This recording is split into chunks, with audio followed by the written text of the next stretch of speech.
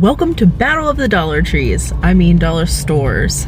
I know you all really enjoyed my last budget-friendly meals. Today I'm going to be shopping at 3 different dollar stores.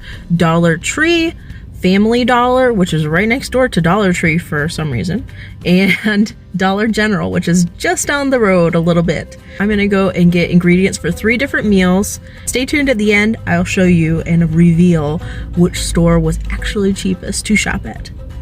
First, we're making some faux jambalaya, then we're going to be making this green bean casserole, and last we're going to be making pansit canton, which is a dish I grew up with in the Philippines.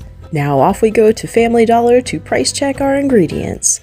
Here we have a 5-pack of ramen for $1. Next, rice was $1.75 for a 2-pound bag and $3.75 for a 5-pound bag. We got this corn for $1.25 and the green beans for 65 cents. They also had this box mix of jambalaya, which is really good, but I wanted to make something that all of the dollar stores would have, and they didn't all have this. So we're going to stick with rice and Cajun seasoning. Next, we got these beef franks, the 8-pack of hot dogs. These were $3.10. Next, we bought canned chicken for $2.15 each. We bought 2 cans of it. Then we found this cream of mushroom soup for 65 cents. Next up, the Dollar Tree, or should I say the $1.25 tree. First, I got this bag of rice for $1.25. Canned chicken was $1.25 as well. Our canned corn, green beans, and French style green beans were all $1 each.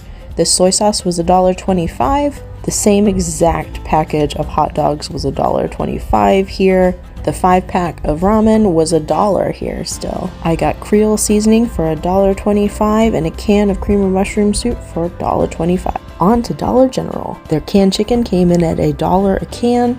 Next, we had their corn, which was 75 cents a can, as well as their 2 different styles of green beans. We're going to be using French and regular cut for our recipes. I found Cajun seasoning for $1, and I forgot to film their soy sauce, which was $1.70.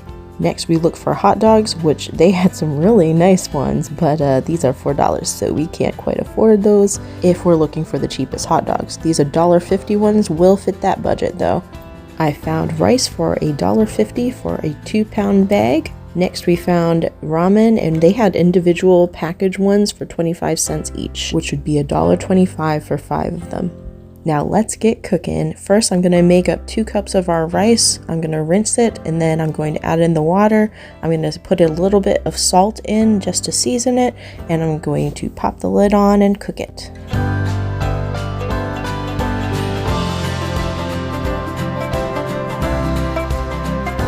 First up is this faux jambalaya. I used a hot dog. You could definitely use more. Cajun seasoning, a cup of rice, and a half a cup of our corn. Some of the stores had kielbasa, and some of the stores had one of those jambalaya box mixes like I showed you.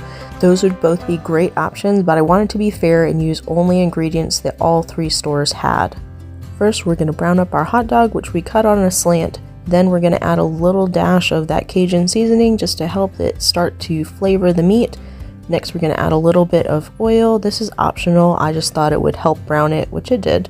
These meals are meant to be a springing off point, so definitely tweak them to your liking. Instead of corn, you could put in peppers and onions. You could put in some tomatoes. The sky's really the limit.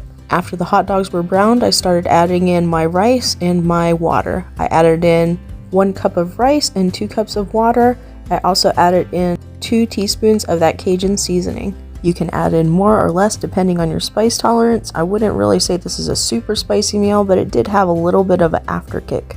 I gave it all a good stir and let it cook on medium heat for about 30 minutes.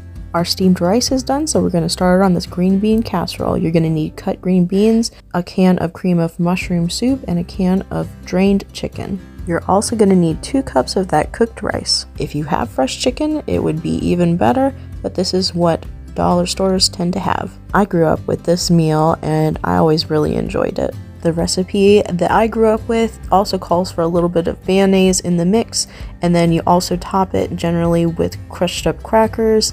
These were things that were a little bit outside the budget that I was shooting for, but if you have them on hand, they're great to add. I feel like I need to add that this isn't just for video's sake. My husband and I are on a pretty strict budget right now just because grocery prices and gas prices are so high. So if you're on a strict budget or you're looking at the meals and wondering why I didn't add certain things, it might be that I don't have those ingredients on hand and I don't have the money to go buy them. God's always provided for us, but I did want to remind everyone just to be kind to other people because you never know what they're going through or whether or not they're actually needing these meals to survive. We've added in our 2 cups of rice now, our can of cream of mushroom soup. You could also use cream of chicken or any cream of soup that you want, the can of drained chicken, and a can of green beans. And we're gonna mix this all together. I'm also adding in some salt and pepper to taste. You could stick this all into a casserole pan and top it with the French fried onions or crumbled up crushed crackers like the Ritz crackers, but I did just stick it in a bowl and stuck the French fried onions on it and heated it up in the microwave.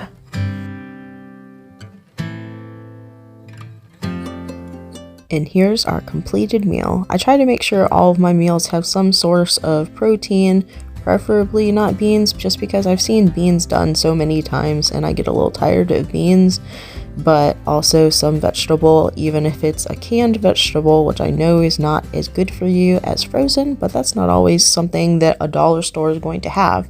So I have canned vegetables. You could put corn in this too, would probably taste really good, or even substitute some ground turkey or some ground beef if you wanted to. Our faux jambalaya is looking done, so it's time to pop in that 1/2 cup of corn and mix it all until it's thoroughly warmed through.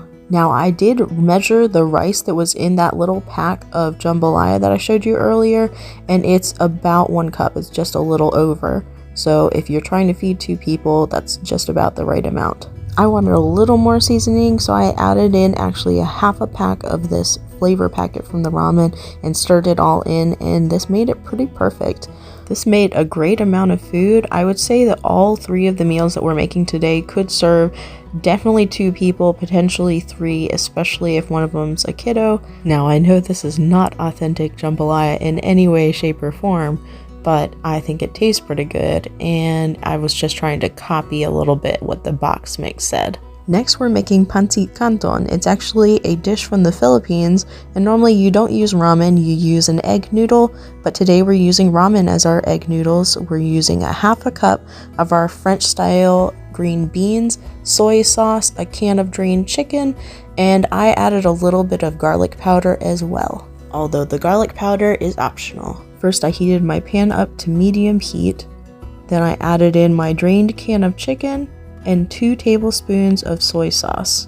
Now we're going to let the meat brown a little bit in this pan. I spent about 18 years when I was growing up in the Philippines, and I love Filipino food. This dish reminds me of pansit canton, even if it isn't exactly authentic to Filipino cuisine. I added in 1.5 cups of water, 2 packs of our ramen noodles, and a 1/2 pack of the seasoning packet from the ramen. So you're not going to add in nearly as much of those seasoning packets because you don't want it to get too salty. You're going to want to stir those packets of ramen because they're going to need to absorb the water and be flipped frequently in order to cook thoroughly. Next, I added in about a 1/2 can of our green beans. I ended up adding the whole can in just for the nutrients from the green beans, but I thought for the sake of looking more like the actual dish looks, I would add in only part of it. Then I added in a dash of that garlic powder, and now I served it beside a little bit of rice because it is not a meal in the Philippines unless you eat some rice. It's just a snack otherwise. That bag of rice we bought had plenty of rice in it so that we could eat rice with this meal as well. Now I'm sure you all are wondering how much everything costs, so I'm going to tell you. But before I do, would you mind hitting that like button if you've been enjoying this video? At each store, I price checked 10 items because it took 10 ingredients to make all of these meals. Family Dollar came in the highest at $15.25 for everything. Dollar Tree came in the middle at $12.75 for everything, and Dollar General is our grand prize winner at $12.45 for everything.